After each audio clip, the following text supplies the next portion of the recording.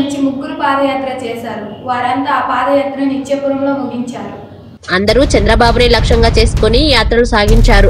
వారి అభిమానులు ఇచ్చాపురంలో స్థలాలను కొని పాదయాత్రలకు జ్ఞాపికలు నిర్మించారు. తండ్రి వైఎస్ రాజశేఖర్ రెడ్డి, తనయ షర్మిల యాత్రలకు గుర్తుగా స్తూపాలను ఒకే చోట ఎదురెదురుగా నిర్మించగా, జగన్ పాదయాత్ర స్తూపం మాత్రం పట్టణ వెలుపల, పట్టణ పొలిమేర్లలో జాతీయ రహదారి సమీపంలో ఏర్పాటు చేశారు.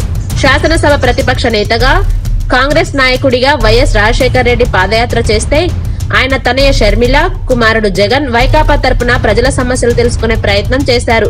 పాదయాత్రలను ఒకే కుటుంబం చేపట్టడం, అవన్నీ ఇచ్చాపురంలోనే ముగించడం విశేషం.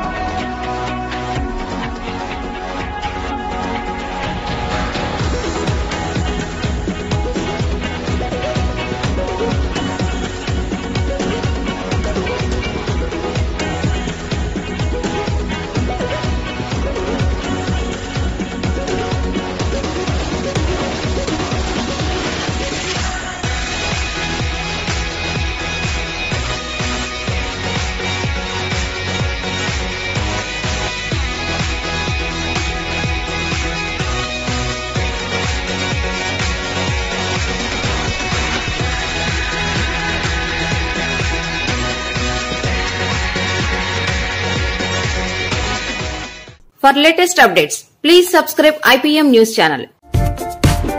ఈ వీడియో నచ్చినట్లయితే లైక్ చేయండి మరియు షేర్ చేయండి.